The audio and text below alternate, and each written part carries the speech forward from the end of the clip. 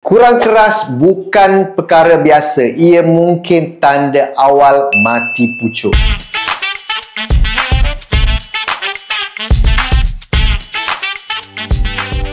Assalamualaikum, saya Dr. Samhan. Topik kita hari ini, simptom awal mati pucuk. Selalu bila orang dengar je perkataan mati pucuk, terus terbayang lelaki yang langsung tak boleh keras. Tapi sebenarnya masalah ini tak datang mengejut. Kebanyakan kes ia bermula perlahan-lahan dan ramai lelaki tak sedar langsung perubahan tu sebab dia datang sikit-sikit je. Kalau kita boleh detect tanda awal ini, kita boleh ambil tindakan cepat sebelum jadi makin teruk. So, dalam video ini saya nak share 3 simptom utama yang selalu jadi petanda awal mati pucuk. Yang pertama, reaksi dah tak sekeras dulu. Ini adalah tanda awal yang paling ramai tak perasan atau buat-buat tak kisah. Kalau dulu boleh jadi keras betul sampai rasuk, wow, tapi sekarang rasa macam kurang padat, tak cukup tegang atau cepat kendur masa bersama. Biasanya benda ini jadi bila darah tak mengalir dengan lancar ke zakar atau tekanan dalam tisu zakar tak cukup kuat untuk kekalkan ereksi. Punca dia boleh jadi sebab salur darah makin sempit atau badan dah kurang hasilkan nitric oxide, iaitu bahan penting untuk bantu salur darah mengembang. Kalau korang dah mula rasa susah nak keras penuh atau tak cukup keras untuk masukkan, itu dah kira tanda awal mati pucuk. Yang kedua,